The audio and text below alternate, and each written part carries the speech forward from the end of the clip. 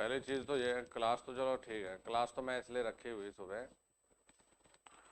ताकि तुम्हें जल्दी नींद से जगाया जा सके, नहीं तो तुम सोते रहते हैं। और फिर इम्पोर्टेंट चीज ये है, दोस्त नाराज सा क्यों लग रहा है? आंखें खुली है लेकिन अंदर से सो रखा है अभी वो। आंखें खुली है अभी। आप लोग कई दिन गायब थे। पेपर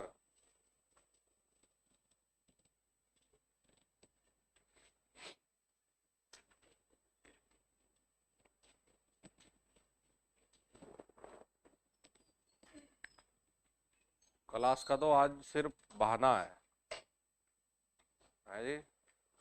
आज का इरादा कुछ और है, और आज है हमारा ऑफलाइन में 3 बजे,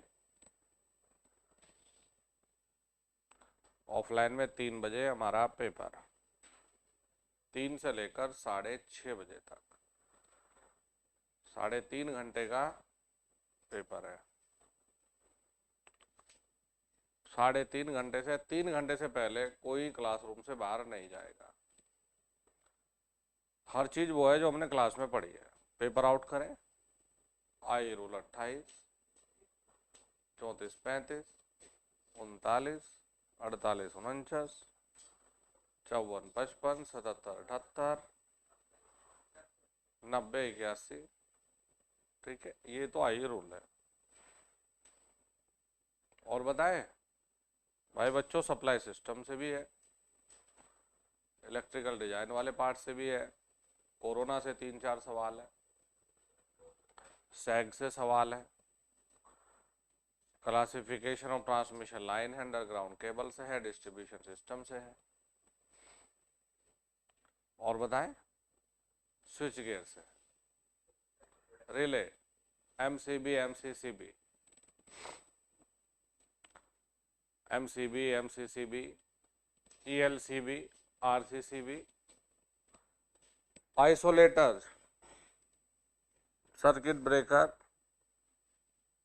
फ्यूज, वो जो आई प्रोपोर्शनल डी 3/2 वो भी है। हाइड्रो से भी है, न्यूक्लियर से भी है,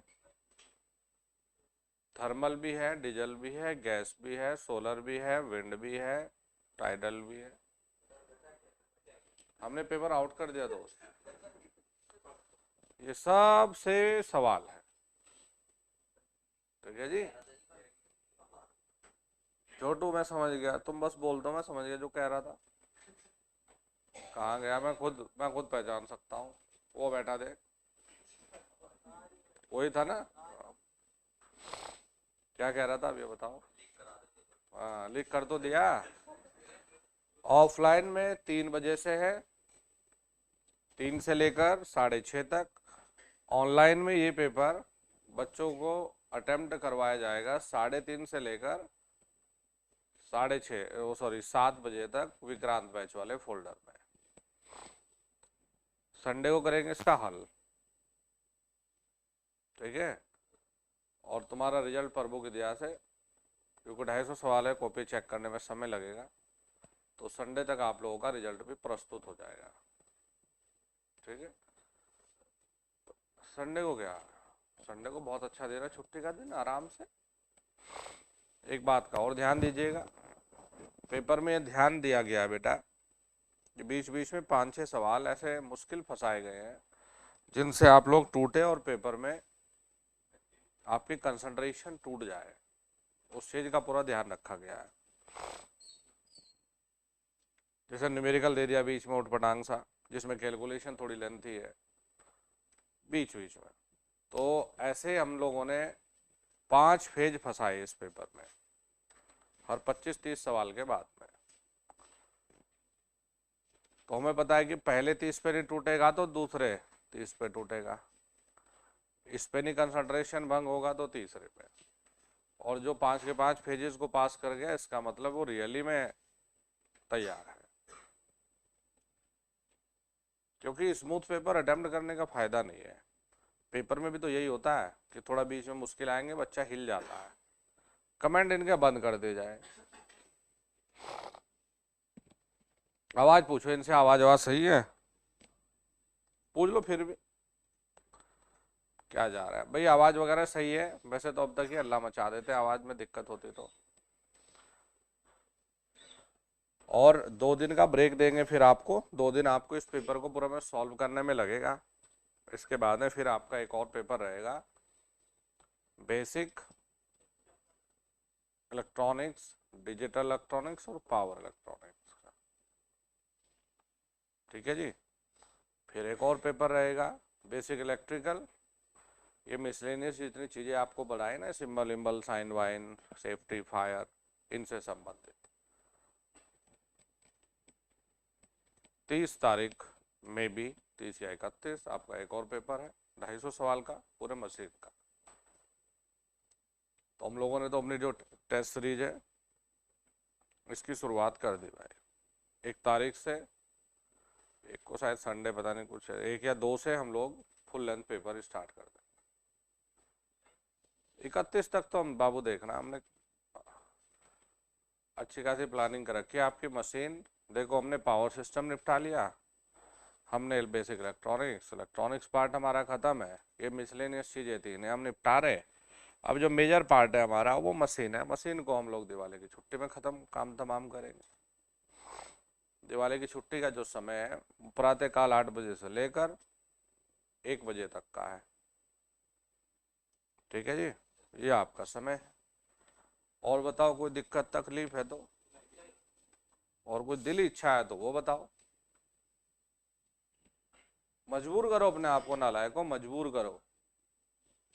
पढ़ना है मतलब पढ़ना है, कोई ऑप्शन नहीं है। और लाइफ में वो बैकअप प्लान जो तो आप लोग किनारे से लेके चलते हो ना, ये नहीं होगा तो वो कर लूंगा, अभी ये सोचना भी नहीं है, इससे बड़ा पाप कोई नहीं होगा। ये समय बैकअप प्लान का नहीं है। जो आपने अपने सपने डिसाइड किए हैं उन्हें धरातल पे उतारने का है। ठीक है सुमित बाबू, घूम फिर के आ गया। हाँ वो घूमना है तो पैटक जाम, कौन सा 90 नंबर लाओगे तुम इसमें। कहाँ था। अरे आलू जहाँ के फेमस है, फरुखाबाद के तो आलू फेमस है ना, पढ़ाया भी जाता है किताबों में। चलिए जी, आज की शुरुआत करते हैं बेटा। बैटरी,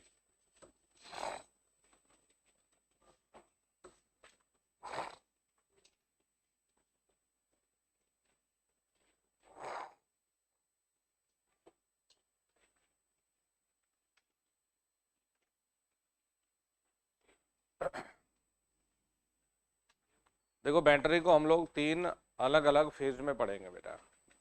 पहले हम लोग इलेक्ट्रोलिसिस का जो बेसिक होता है,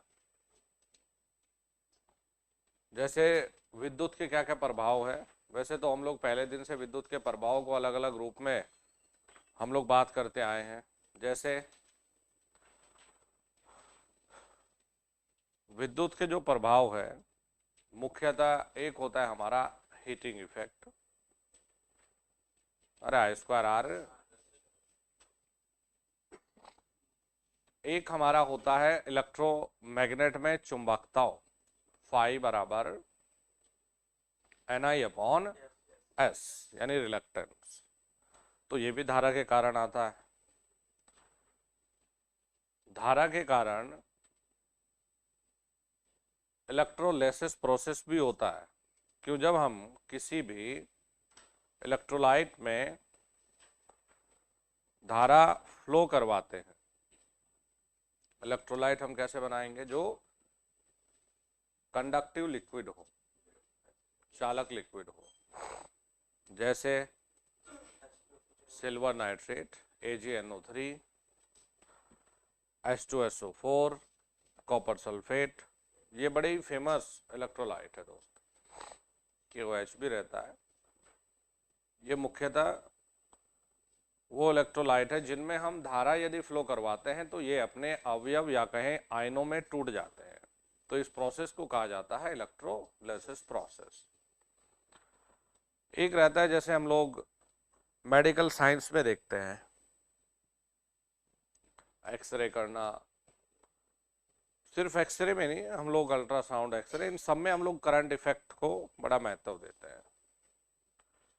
तो ये हमारे इलेक्ट्रिसिटी यानी कि विद्युत के हमारे जीवन में अलग अलग रूप में प्रभाव है। जैसे आपको लग रहा होगा सर आपने पंखे का प्रभाव नहीं कहा, ये भी तो चल रहा है ना करंट के कारण। ये सब हमारे मैग्नेटिक इफेक्ट में आते हैं दोस्त, क्योंकि सब में कंडक्टर, जब भी हम लोग किसी कंडक्टर के थ्रू करंट फ्लो करवाते हैं, या कहें कि किसी इंडक्टर में जो हमने कॉइल का रूप दिया हुआ है, जो बाइंडिंग की हुई है, तो उसमें चुंबकत्व होता है, उसी के कारण टॉर्क उत्पन्न होता है। सब हमारे मैग्नेटिक फील्ड है।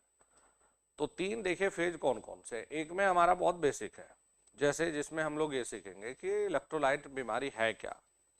तो हम कहेंगे एक ऐसा लिक्विड है जिसका जो नेचर है वो कंडक्टिव नेचर है। अगर इसमें हम लोग धारा फ्लो करवाते हैं तो ये अपने आयनों में टूट जाएगा।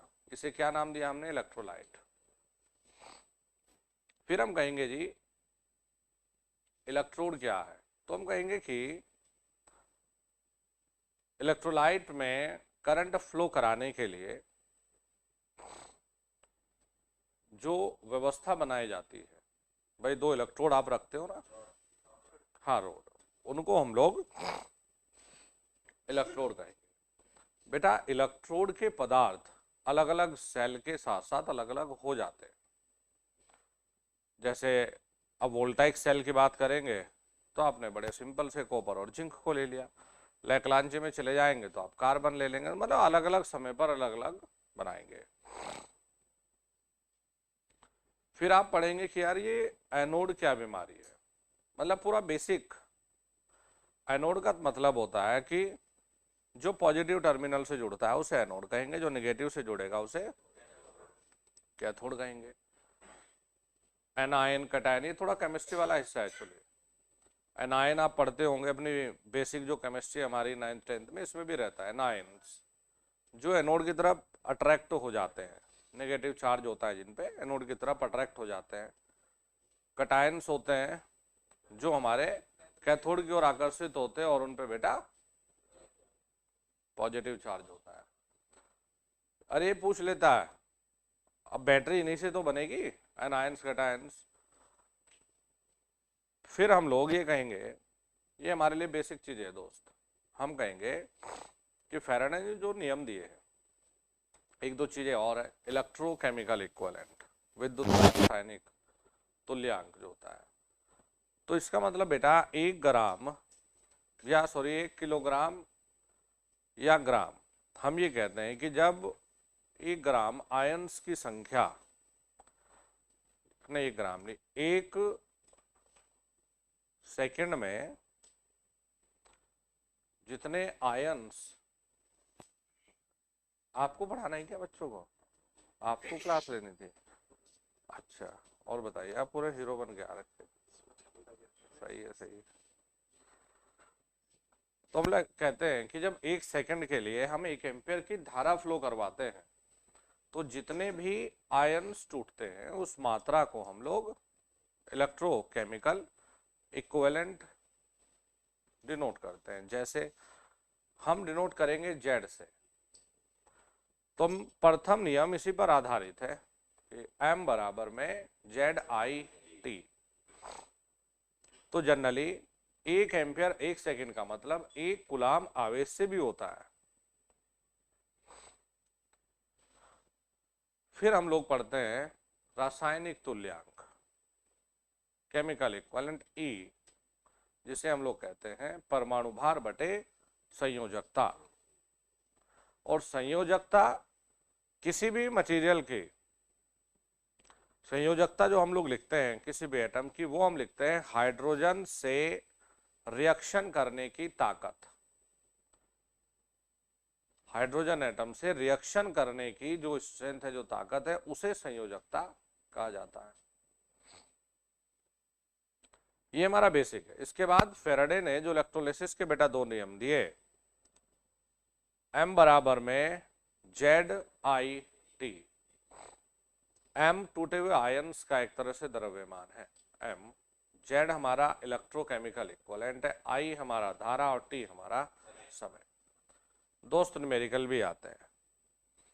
दूसरा नियम दिया गया कि दो अलग अलग इलेक्ट्रोलाइट हमने ले लिए, लेकिन धारा दोनों में समान है। तो जो द्रव्यमान है, टूटे हुए आयंस हमेशा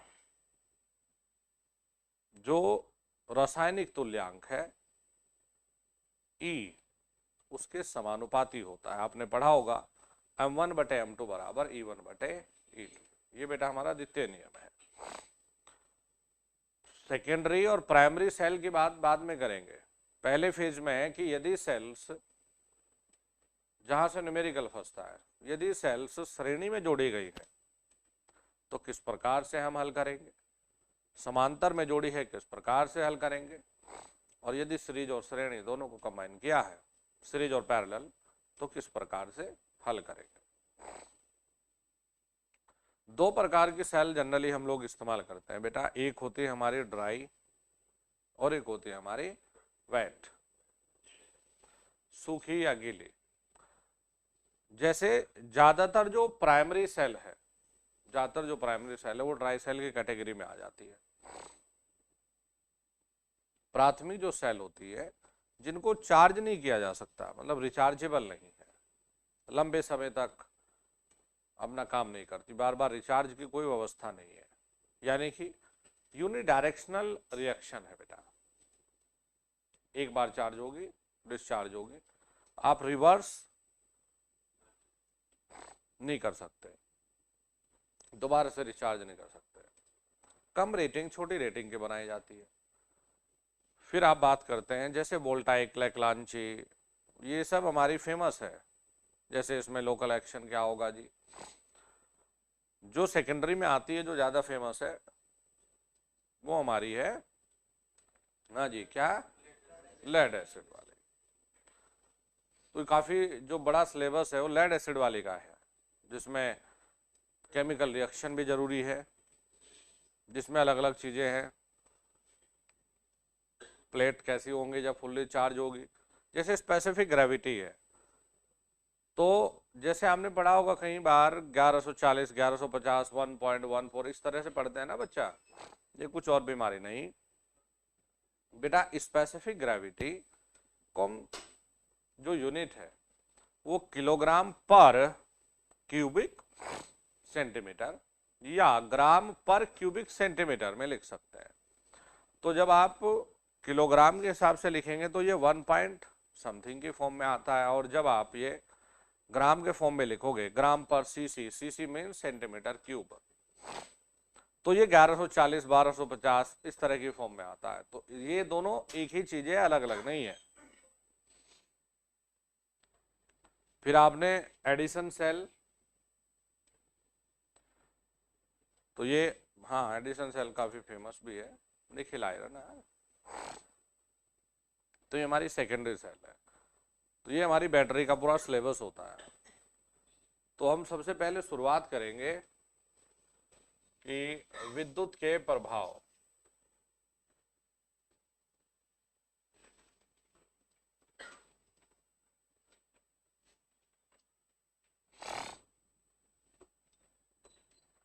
जिसे नींद आ रही है वो बताओ है?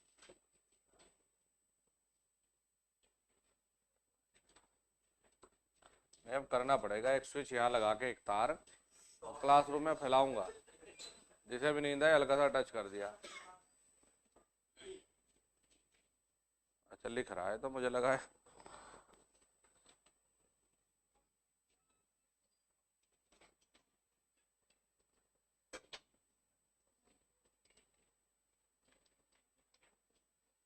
बेटा एक होता है हीटिंग प्रभाव,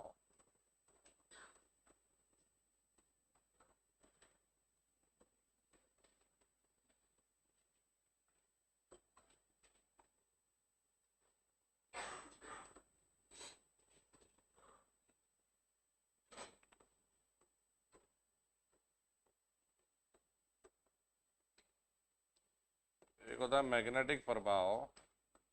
इसमें आप लिखेंगे फाई बराबर में Ni/S। अगर किसी को नहीं पता तो बेटा इसका मतलब है एम्पियर टर्न पर रिलक्टेंस, ये फॉर्मूला है। अच्छा, फाई की यूनिट तो सभी को याद है, कोई है? वेबर।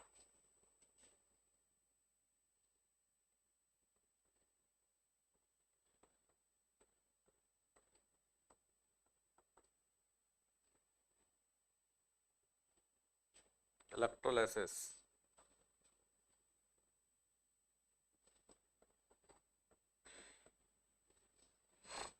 ये हमारे कॉमन से बेटा प्रभाव है विद्युत के, ये नहीं कि भाई यही चार है।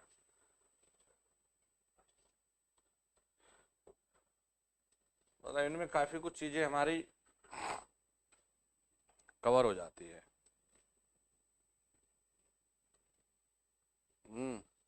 सही है, पढ़ लिया पूरा।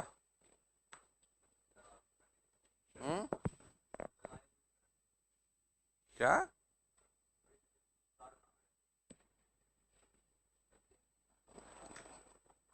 अब तक तो पैट वालों ने पैट का पढ़ाई किया है ना, यूपी ट्रिपल एस से। अब हम इसका पूरा बदला लेंगे।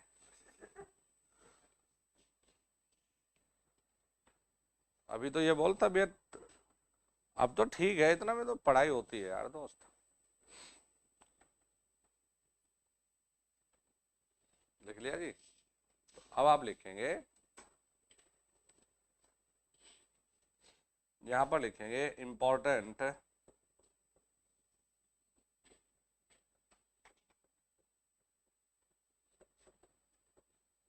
डेफिनेशन।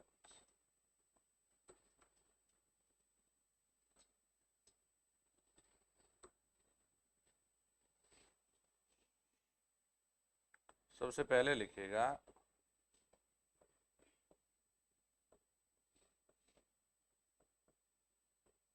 इलेक्ट्रोलाइट।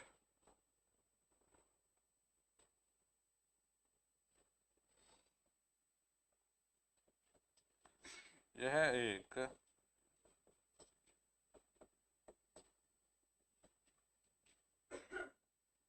चालक द्रव होता है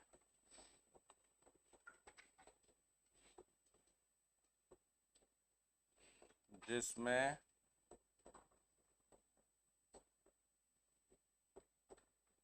विद्युत धारा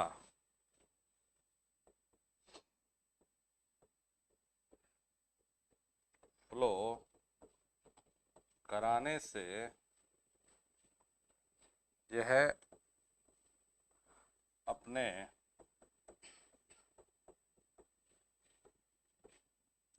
आयन्स में टूट जाता है। ठीक है भाई, समझ गए इलेक्ट्रोलाइट? अब देखो हमारे पास में जो फेमस इलेक्ट्रोलाइट है, अरे ये ऐसा इलेक्ट्रोलाइट दोस्त जिसमें करंट बह सकता हो। ट्रांसफार्मर ऑयल को नहीं कर सकते, वो इंसुलेटर है।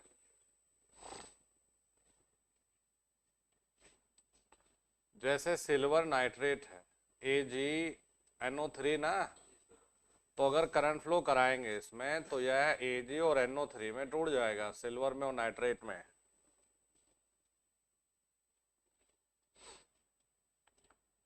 लिख भी दे।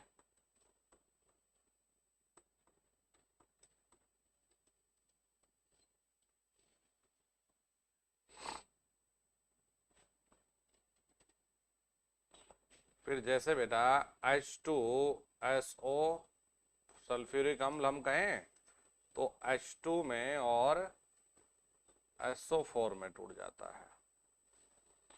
फिर कॉपर सल्फेट अगर हम लोग ले, अरे ये तो सबको पता है ना H2SO4 भाई। अरे भाई, अरे यार कमाल का आदमी यार।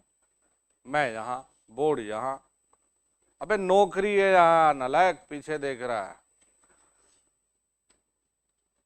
मुद्दे से मत भटक।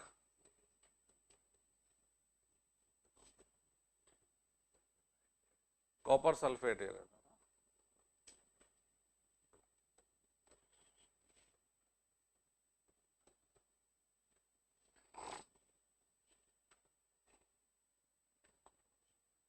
ये रहता है कॉपर सल्फेट।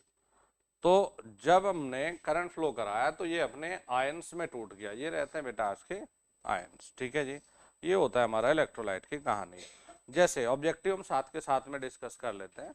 आपसे पूछे इलेक्ट्रोलाइट, तो इलेक्ट्रोलाइट बेटा ऐसा लिक्विड लेना है जो कंडक्टिव नेचर का हो, जिसका जो नेचर है वो चालक वाला हो, इंसुलेटर वाला नहीं काम करेगा। फिर नेक्स्ट से देखिए, ये इलेक्ट्रोलाइट है, इसी प्रक्रिया को आयंस में टूट जाने वाली इसी प्रक्रिया को बेटा इलेक्ट्रोलिसिस प्रक्रिया कहा जाता है।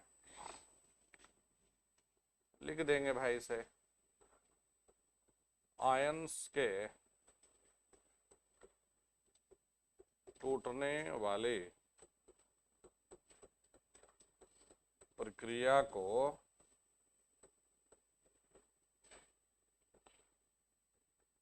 इलेक्ट्रोलिसिस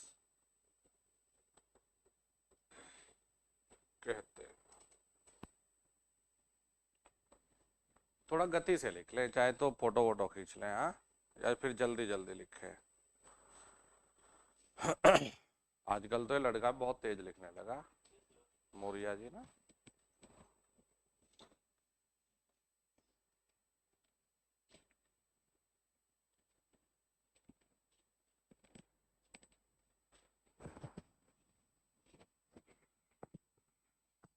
ठीक है, चलो नेक्स्ट लिखेंगे, आगे बढ़े भाई।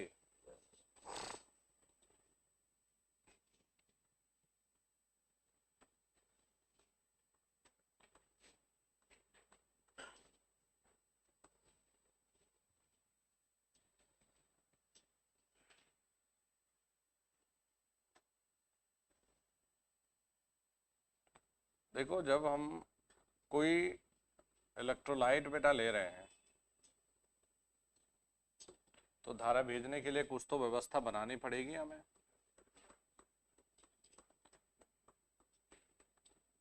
तो ये कहलाती है जी इलेक्ट्रोड। तो हम लिखेंगे इनकी मदद से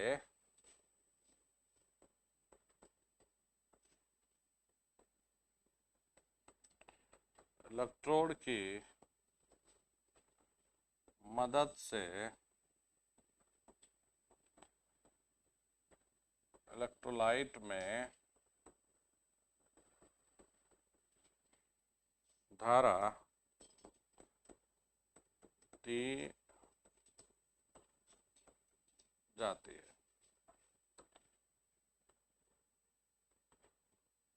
इंपॉर्टेंट यानी इंपॉर्टेंट अब है बच्चों, एक होता है एनोड,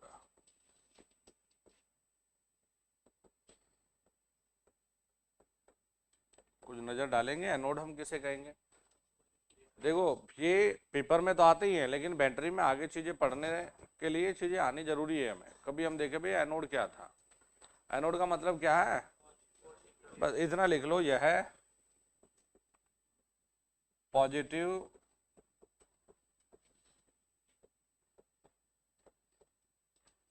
टर्मिनल से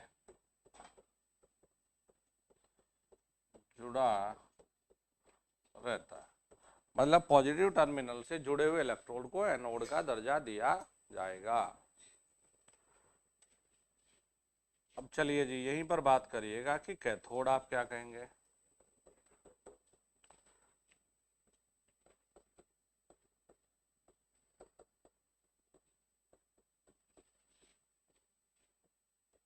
यह है निगेटिव टर्मिनल से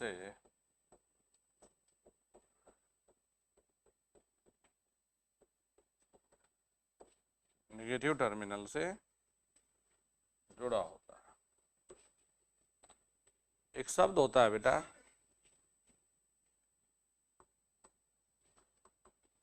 एनायंस,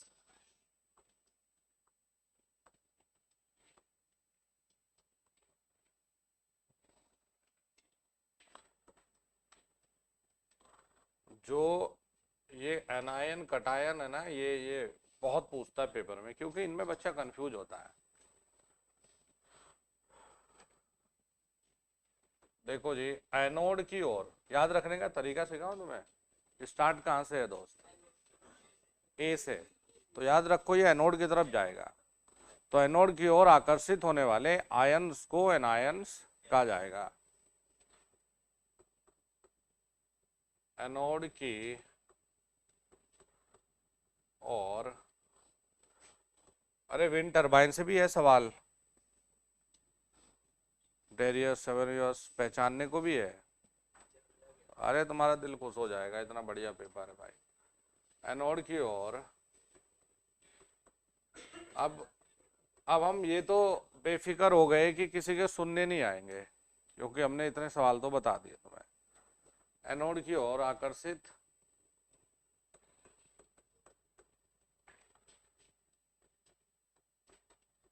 होने वाले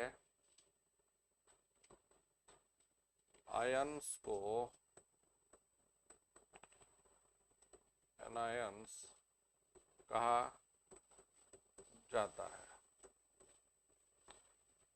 इन पर, हाँ जी, नेगेटिव या पॉजिटिव? या इन पर ऋणात्मक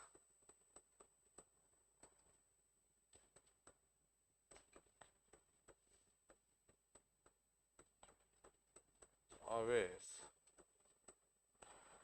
होता है।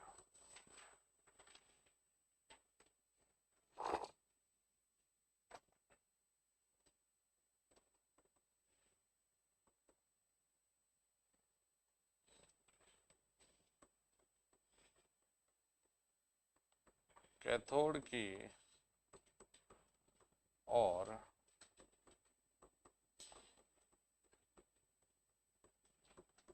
आकर्षित होने वाले आयंस को कैटायंस कहा जाता है। इन पर धनात्मक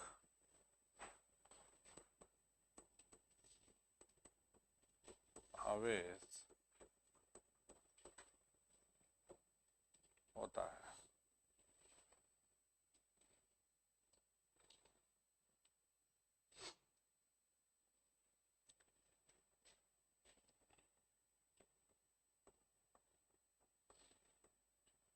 इलेक्ट्रो केमिकल इक्विवेलेंट, विद्युत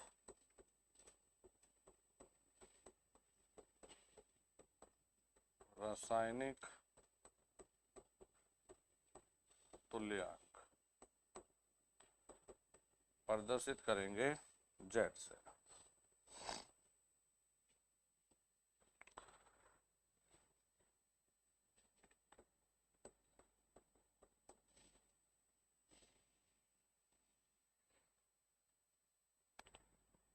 किसी इलेक्ट्रोलाइट से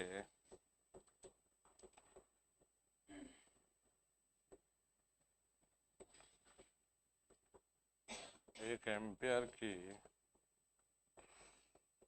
धारा एक सेकंड तक फ्लो कराने पर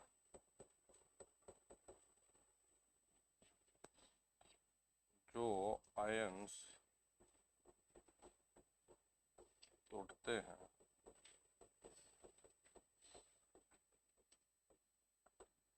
संख्या को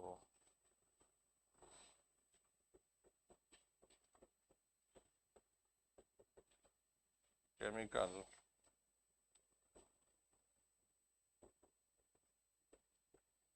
इक्विवेलेंट कहते हैं। एम जो होता है ये होता है जेड के समानुपाती। अभी आगे चलेंगे। जेड यहाँ पर होता है इलेक्ट्रोकेमिकल इक्विवेलेंट, अभी बताएंगे प्रथम नियम में से होता 1 एम्पियर 1 सेकंड तक, तो 1 गुलाम हो गया ना भाई।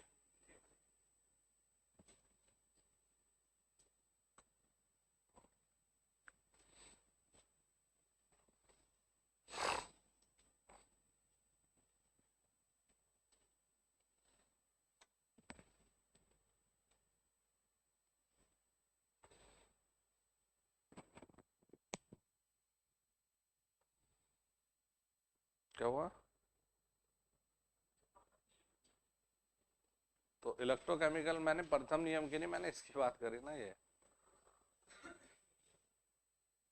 हमने यहाँ सिर्फ जेड को रसायन इलेक्ट्रोकेमिकल जो इक्वलेंट है, प्रथम नियम यही है। तो प्रथम नियम में हम लिखते हैं एम बराबर जेड आई टी, तो हम उस जेड की बात कर रहे हैं कि ये जेड क्या चीज को दर्शा रहा है।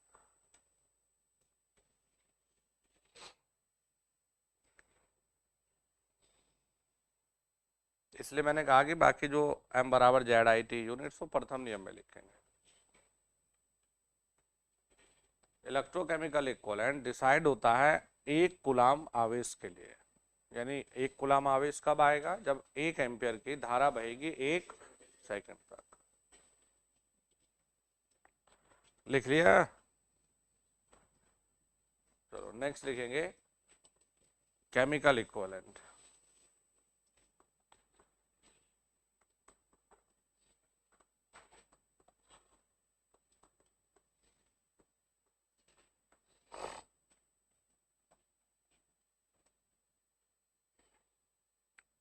नेक्स्ट है जी केमिकल इक्वलेंट, रासायनिक तुल्यांक।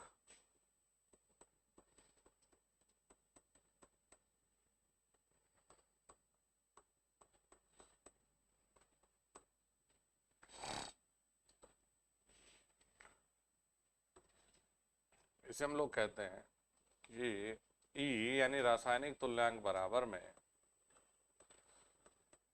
परमाणु भार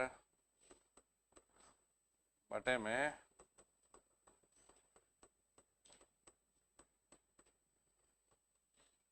जिसे हम लोग लिखते हैं एटॉमिक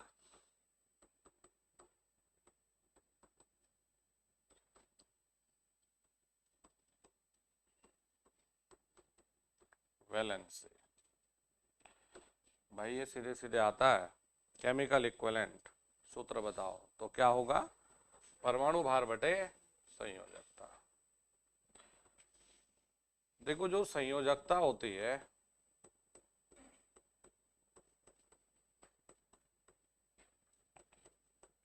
किसी भी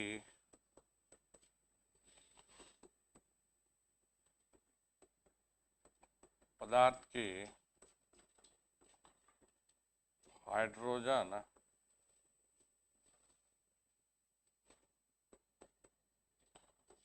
एटम से क्रिया करने की ताकत को संयोजकता कहते हैं।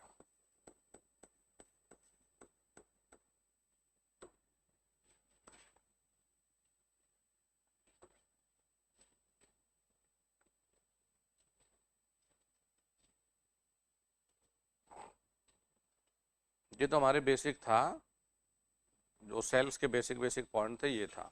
नेक्स्ट लिखेंगे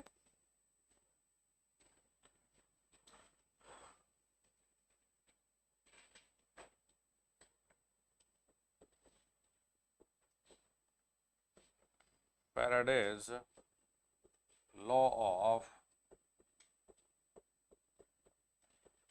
इलेक्ट्रोलिसिस।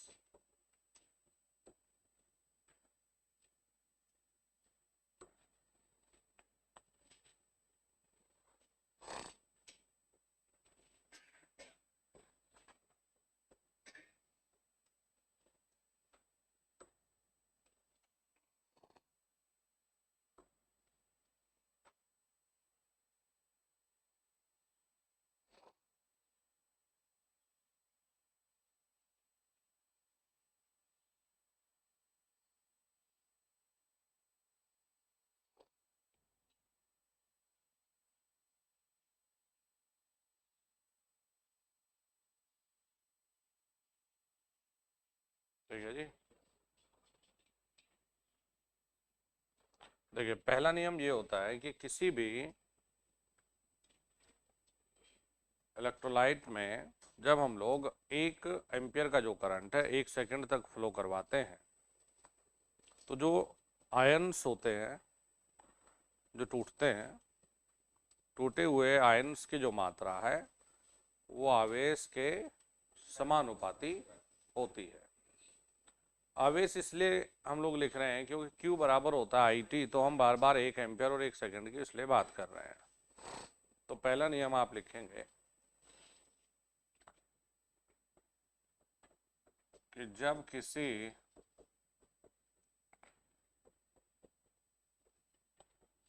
इलेक्ट्रोलाइट से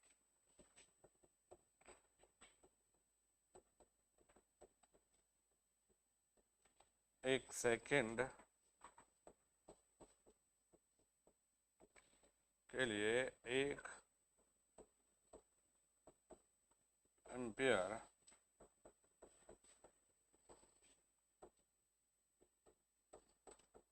प्रवाहित करते हैं तो टूटे हुए अवयवों की मात्रा आवेश के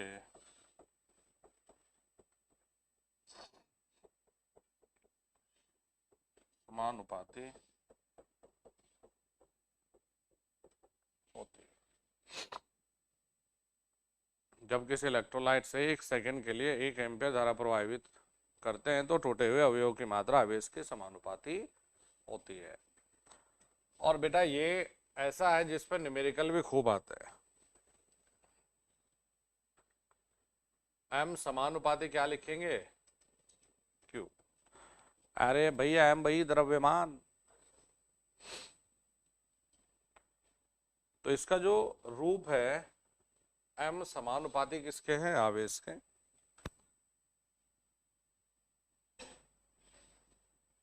बेटा Q कुछ और बीमारी नहीं, ये तो ये भी हो सकता है।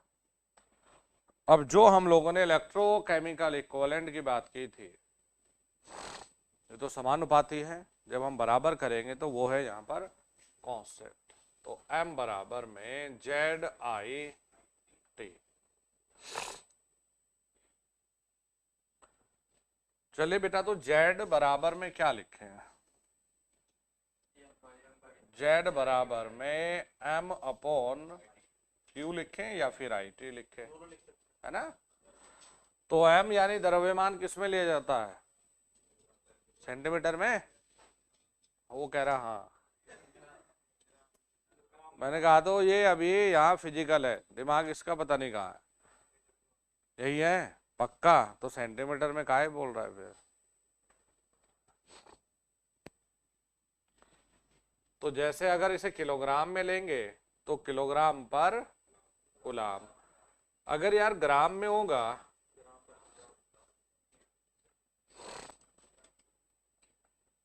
अरे ये सी कुछ और नहीं यार, कूलाम है और कोई बीमारी नहीं है।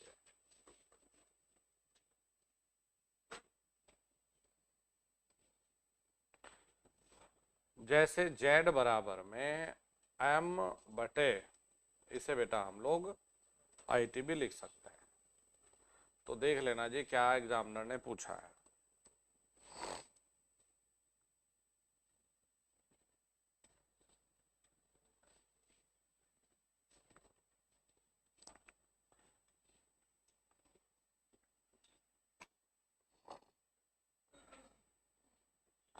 चलो भाई बच्चों, सेकंड लॉ देखें कि द्वितीयक नियम क्या है।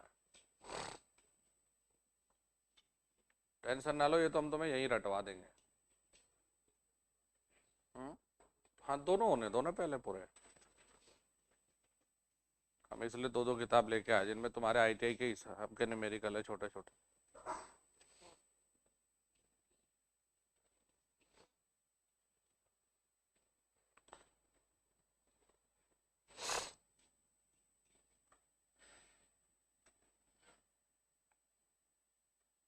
बेटा ये हमने दो अलग अलग प्रकार के इलेक्ट्रोलाइट ले लिए थे, ठीक है।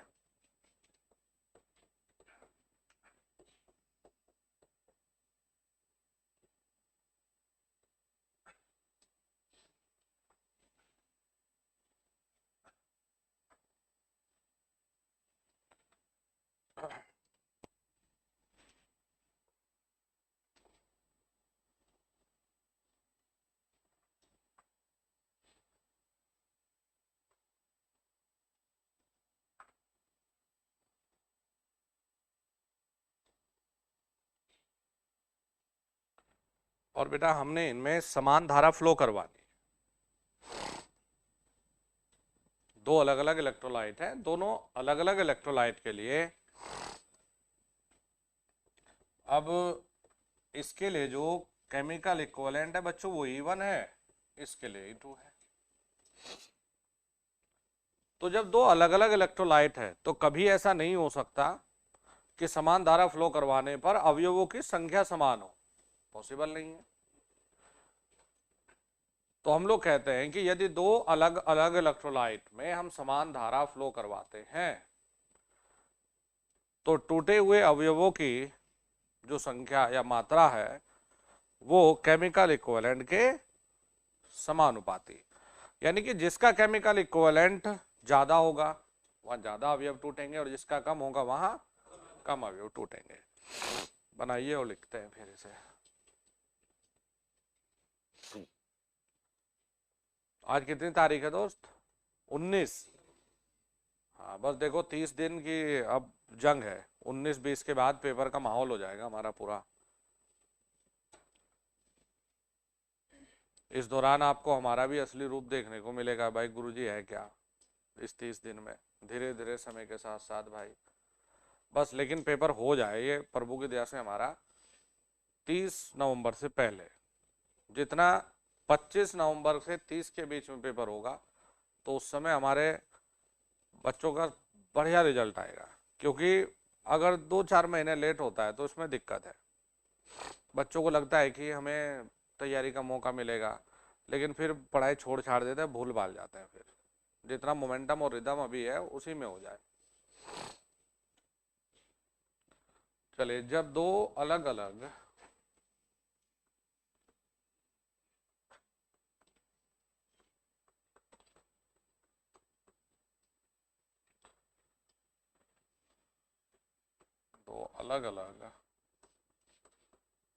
इलेक्ट्रोलाइट से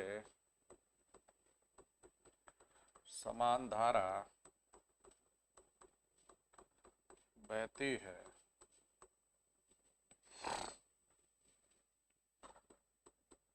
तो टूटे हुए अवयवों की मात्रा रासायनिक तुल्यांक के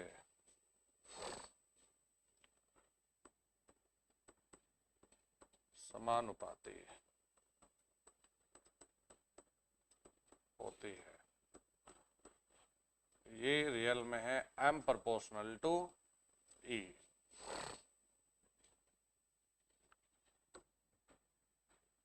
अरे M नामक बीमारी से तो परिचय हो गया, टूटे हुए अवयवों की मात्रा। तो दो अलग अलग है बेटा, तो M1 बटे W कहां से? अरे इसका मतलब ये है कि जिस इलेक्ट्रोलाइट का रासायनिक तुल्यांक ज्यादा होगा इससे ज्यादा अवयव टूट सकते हैं।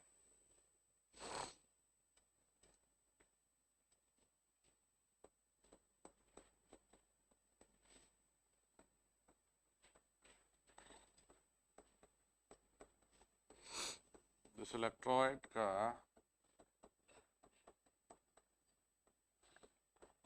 रासायनिक तुल्यांक ज्यादा होगा उससे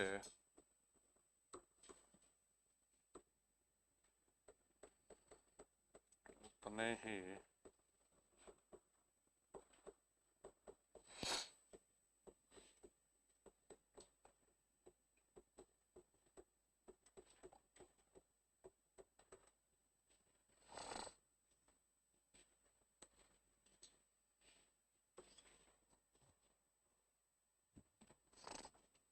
एक मिनट में अभी आया।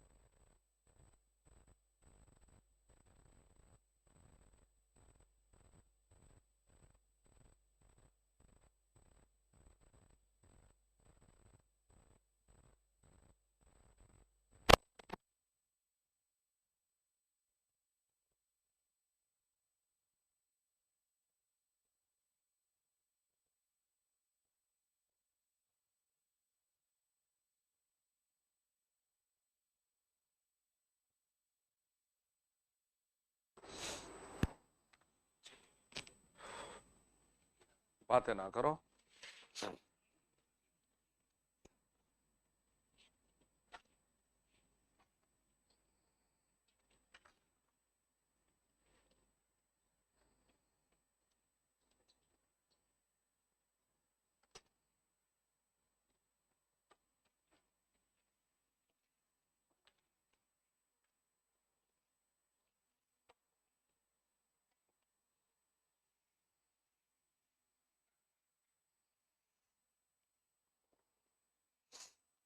चलो एक न्यूमेरिकल करिए।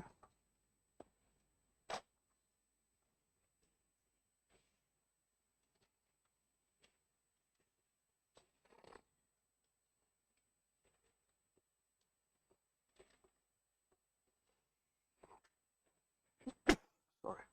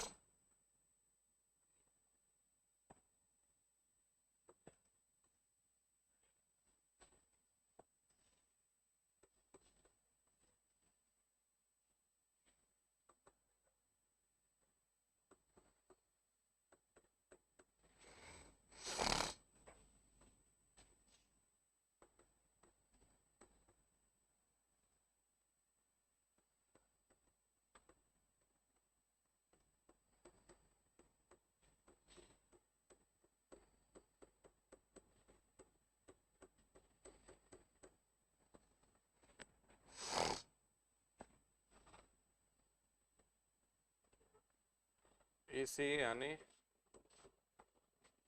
विद्युत रासायनिक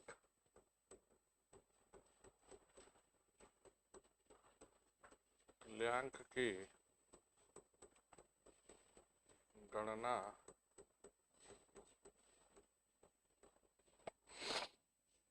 करी।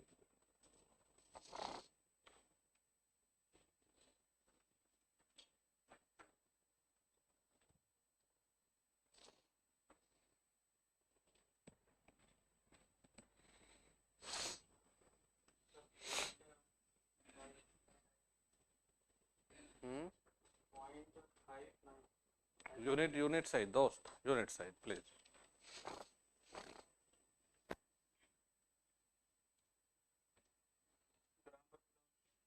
ग्राम पर कूलम कितनी? रेलगाड़ी छूट रही है क्या? पूरा ढंग से करो, सही करो। काहे की जल्दबाजी? हमें पता है एक नंबर हमें फ्री का मिल सकता है। हाँ, ये हुई ना बात धमाकेदार।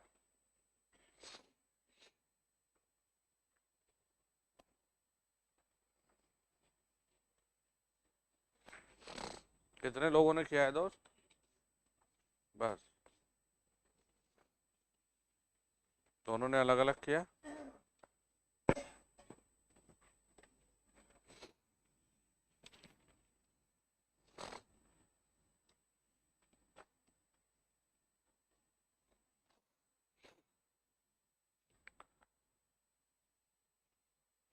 भाई क्यों रखते हो?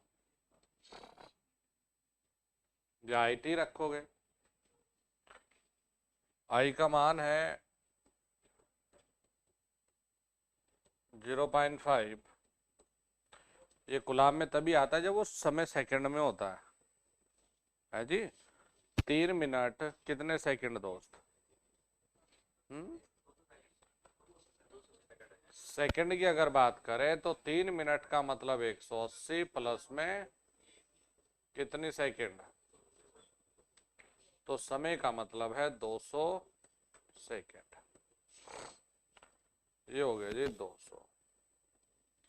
कितना हो गया भाई ये? है? हाँ। अब ये बताओ, ये हमें इतना गुलाम मिलता है,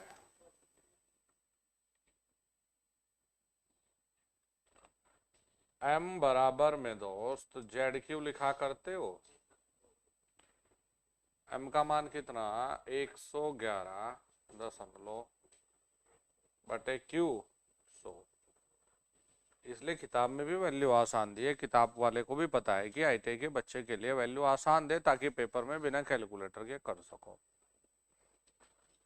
तो 1.11 बेटा उत्तर आएगा मिलीग्राम पर गुलाम। ये इस लेवल का न्यूमेरिकल है बच्चों। अब देखो कि इसमें कहाँ गलती कर रहे थे भाई, वो देखो है। लिख दो, क्या प्रॉब्लम है?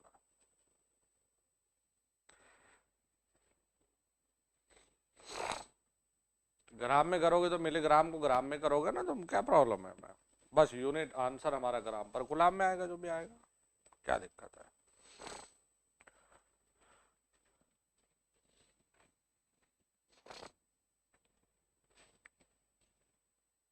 पहले हम बैटरी को पढ़ेंगे, उसके बाद हम एप्लीकेशन देखेंगे इलेक्ट्रोलाइसिस के।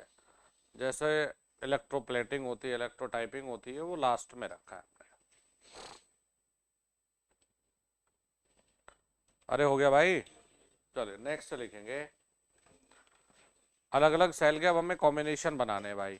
पहले जो न्यूमेरिकल के लिए जरूरी है ना, उन्हें निपटा लो। तो एक तो ये हिस्सा है, 2 नियम है। पहले वाले पे न्यूमेरिकल बिल्कुल जरूरी है, बहुत खास है। दोनों नियम डायरेक्टली भी आ सकते हैं, दोनों नियम के फॉर्मूले आ सकते हैं, न्यूमेरिकल आ सकते हैं। नेक्स्ट लिखेंगे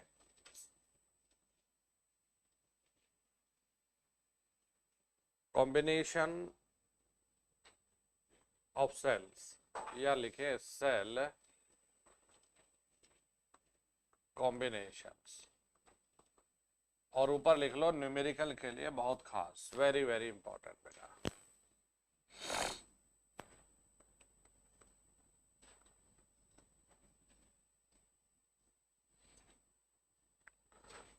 सबसे पहले है श्रेणी का।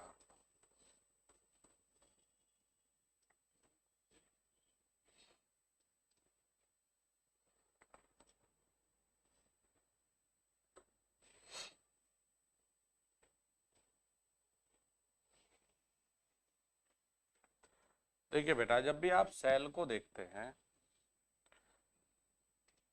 तो सेल को प्रदर्शित किया जाता है उसके EMF से। अरे बताया था इलेक्ट्रोमोटिव फोर्स, विद्युत वाहक बल। सेल को प्रदर्शित किया जाता है उसके ईएमएफ से, और प्रदर्शित किया जाता है आंतरिक प्रतिरोध से। इसे हम कहेंगे बेटा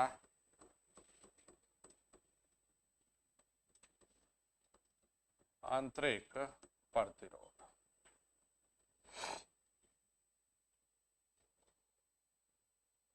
ठीक है जी।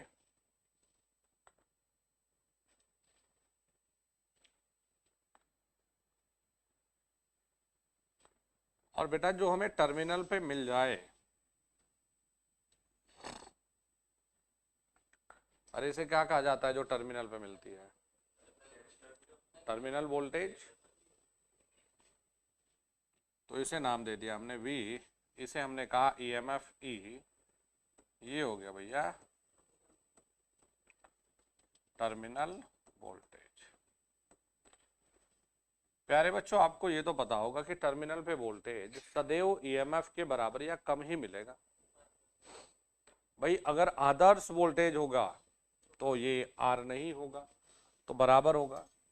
ये हमारी पूरी एक अलग हेडिंग है, लेकिन अब हमें सीरीज और पैरेलल पढ़ाने, इसलिए तो मैं थोड़ा सा यहाँ बता रहा हूँ, नहीं तो इन दोनों में मुझे अंतर लिखवाना है ईएमएफ और टर्मिनल वोल्टेज में। तो याद रखिए कि सदैव जो V होता है वो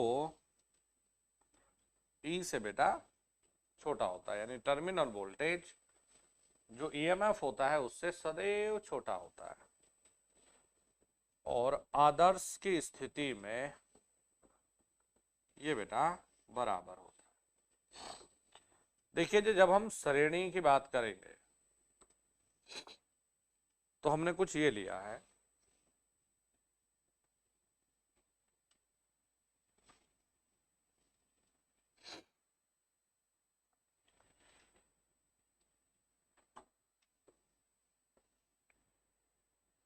यहाँ ये एक सेल दे दिया, इसी के साथ में अब हमें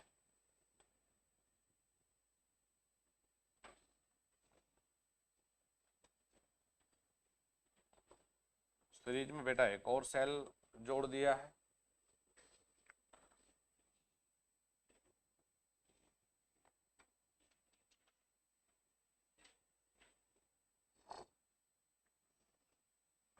प्यारे बच्चों, हमें सीरीज में इस प्रकार के, जैसे एक सेल, दो सेल, n सेल को श्रेणी में जोड़ दिया।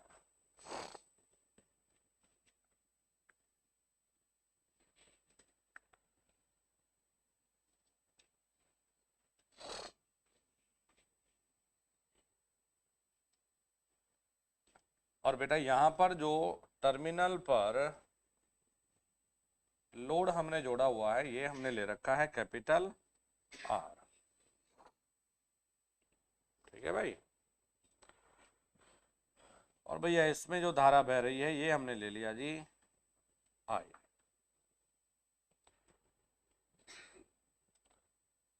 सीरीज में धारा समान होती है और बेटा वोल्टेज हमारी जुड़ जाती है। वेरी गुड, पोलैरिटी के हिसाब से, ये याद रखिएगा।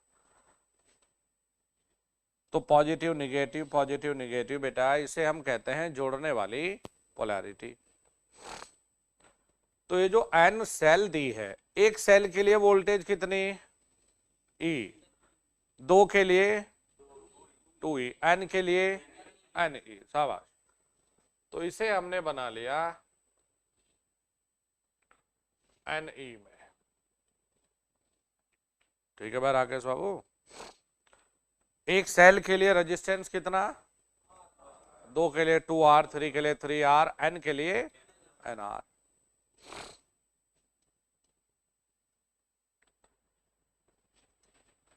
तो जो हम लोगों ने ये कॉम्बिनेशंस लिए हैं, इनका जो तुल्य सर्किट है बेटा ये बन गया।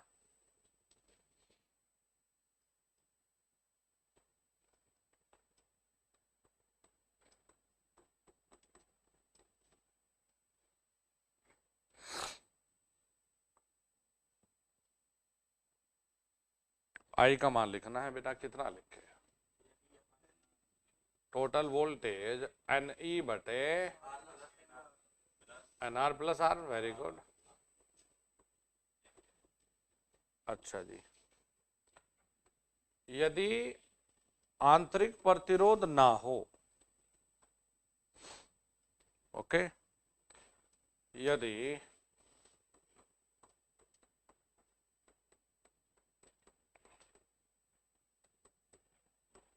आंतरिक प्रतिरोध ना हो, इसका मतलब R इज इक्वल टू 0। नहीं है तो नहीं है, क्या करें। तो प्यारे बच्चों हमें मिल जाता है I is equal to n e बटे आर।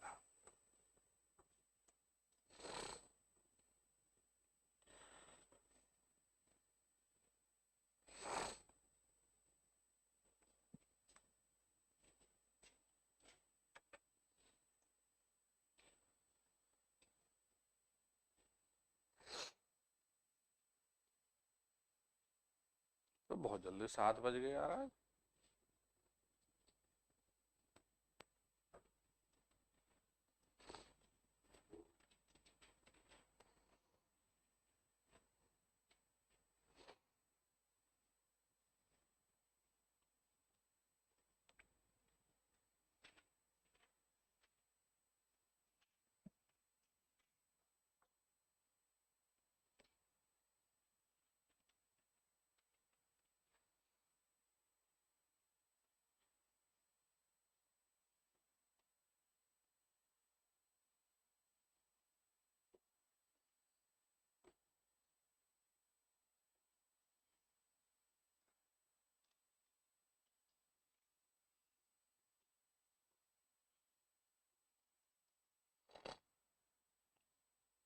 चले भाई आगे बढ़े बेटा। नेक्स्ट है हमारा समांतर क्रम।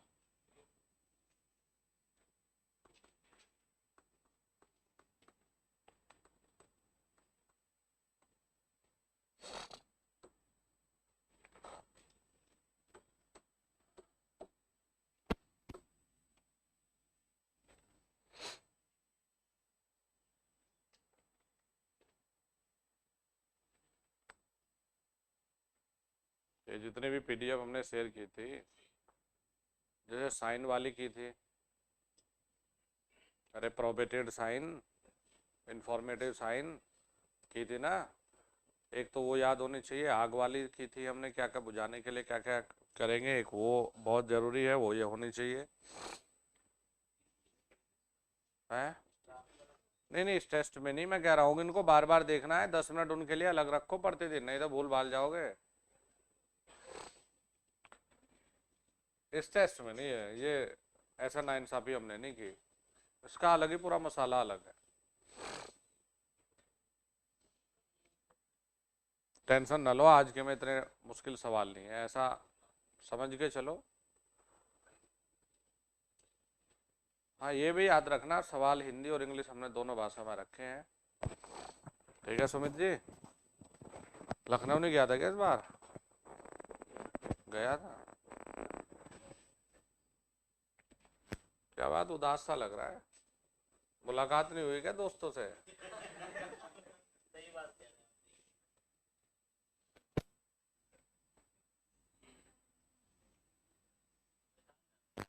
हाँ हाँ बिल्कुल यार, तुझे नहीं पहचानेंगे तो और दोस्त किसे पहचाने यार।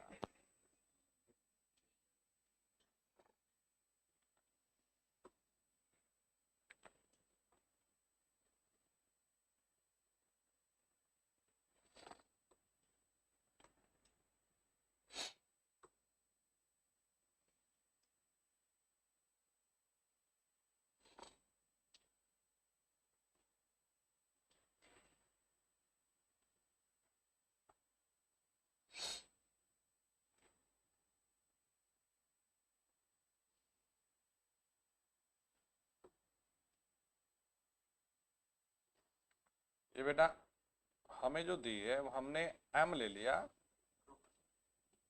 एम हमें समांतर में जोड़ी गई भुजाएं। ठीक है भाई, हमने क्या ले रखा है कि देखो, एक सेल को जोड़ा हमने, दो को, तो हमने ले लिया जी, हमने एम को जोड़ा है,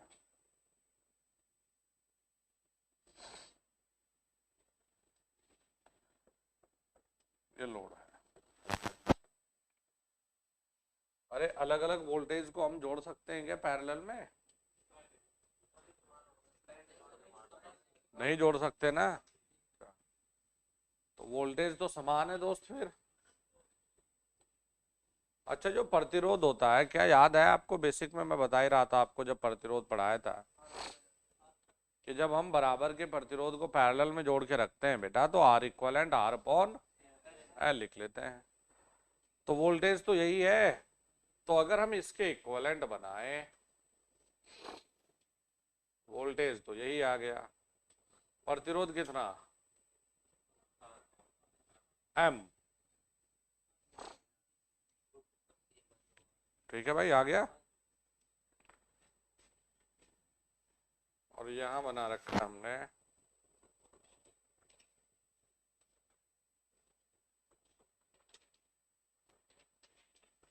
तो आई बराबर में ई बटे आर बटे एम प्लस आर।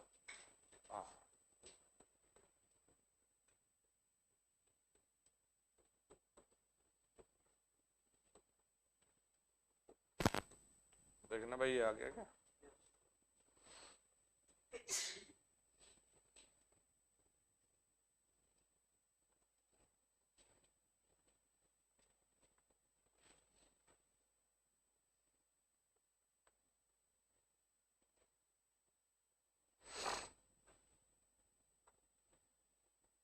ठीक है जी।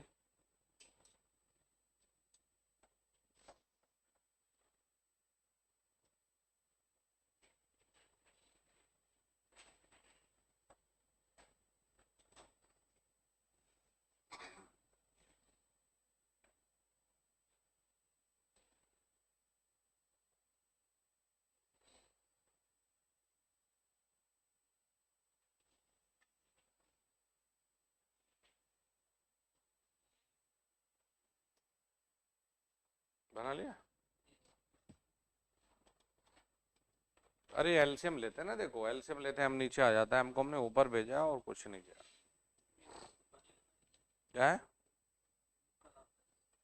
सब आते हैं इससे, सीरीज पैरेलल, इनके दोनों के और कॉम्बिनेशन न्यूमेरिकल आते हैं इनसे। आज ज़्यादातर वही चीज़ खत्म हुई है जिनपे न्यूमेरिकल आते हैं। अब न्यूमेरिकल वाला इसमें कोई मसाला नहीं है इसके अलावा।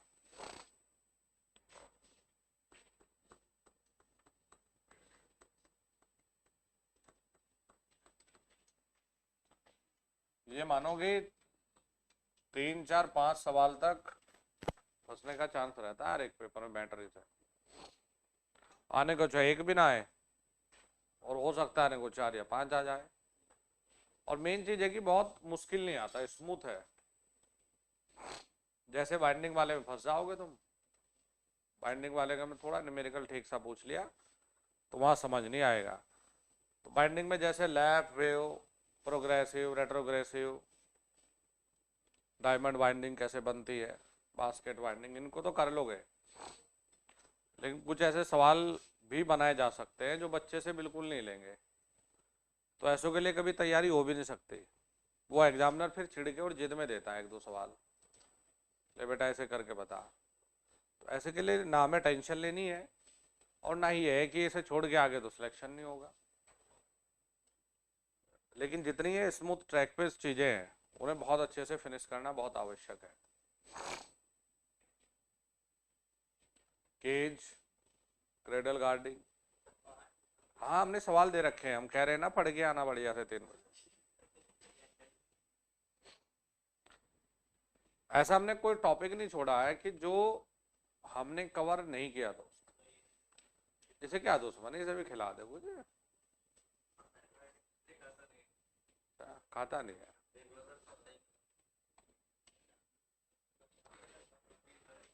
चलिए बेटा, देखिए यहाँ पर हम लोग सीरीज और पैरेलल दोनों को कंबाइन करते हैं।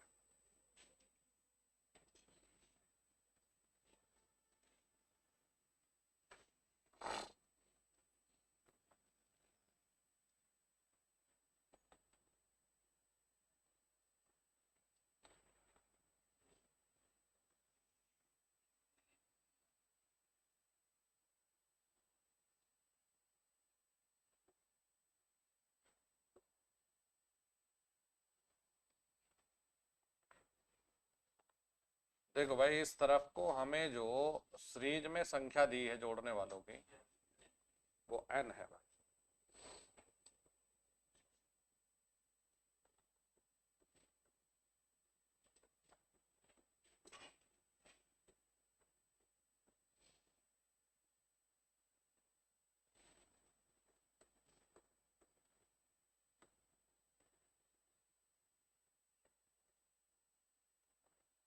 चल सुमित यार, पेपर दे ले एक दिन, तेरे साथ मैं लखनऊ घूम के आऊंगा, लेकिन किसी को बताएगा नहीं। अरे हाँ,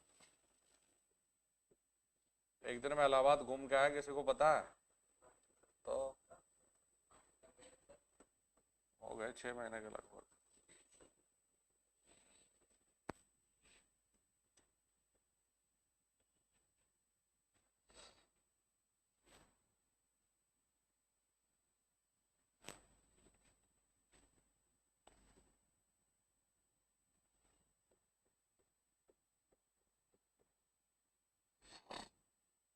देखो पैरेलल में जो संख्याएं जो बनाई है, जो रो बनाई है हमने पैरेलल में, वो कितनी है? m है। तेवतिया चलेगा भाई तू भी? चल ठीक, करा भाई टिकट बुक जरा। अरे इतने अमीर आदमी नहीं है फ्लाइट व्लाइट गए। नहीं, जनरल वाले भी नहीं है, स्लीपर करा देना भाई। है एग्जैक्टली, बिना टिकट वाले, सही बात है। एक दिन बच गया ना ये। अब तो जब ये घर जाएगा सब फोटो भेजूंगा मैं, ये जहाँ मिले थे पकड़ के बिठाओ। क्या?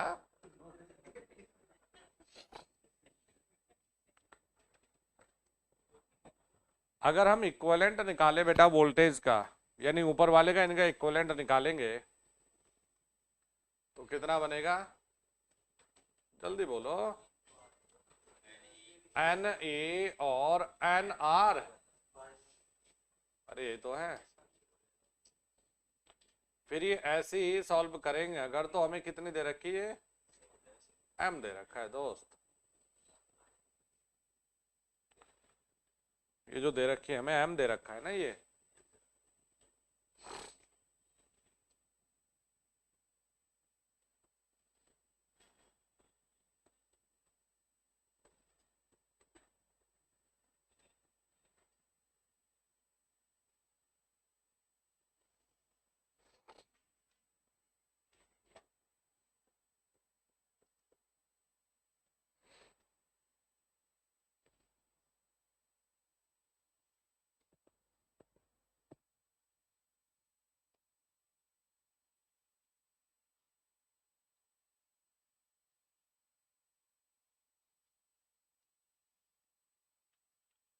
चलिए जी, वोल्टेज तो वही रहेगी पैरेलल में, तो एन ई प्रतिरोध बराबर प्रतिरोध यदि पैरेलल में जुड़ जाए और एम हो, तो एन आर बटे एम।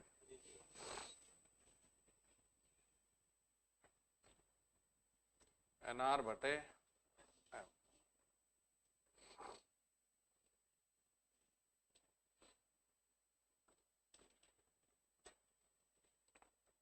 आई बराबर वोल्टेज कितनी होगी बच्चों? एन ई बटे आर प्लस एन आर बटे, ये हो जाएगा करंट निकालने का तरीका।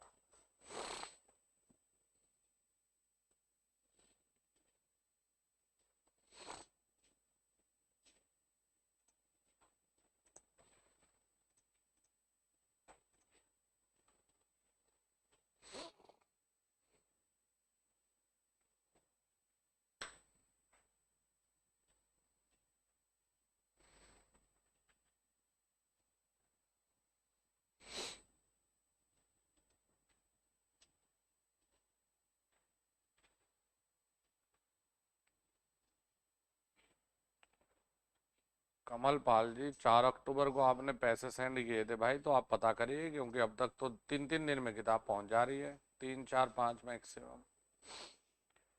आप कॉल करके पता करिए भाई। अब हमें इतनी किताब जाती है, किसका क्या पता, हम तो आपके नाम को भी नहीं जानते।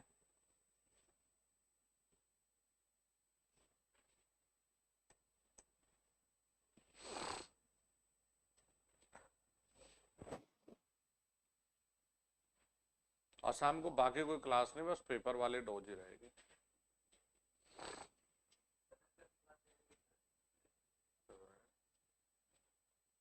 एक समय पे एक ही काम हो सकता है ना। चलो गुरुजी तो पढ़ा देंगे, ऑनलाइन पढ़ा देंगे, तो छूटेगा किसका। जब कह दिया 3 से 6:30 पेपर है, और गुरुजी क्लास का टाइम 4 से 6, तो कैसे संभव है। स्टाइल मार रहा नालायक।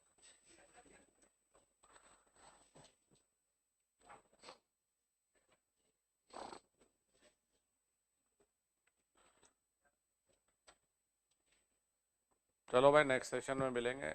धन्यवाद आप सभी का।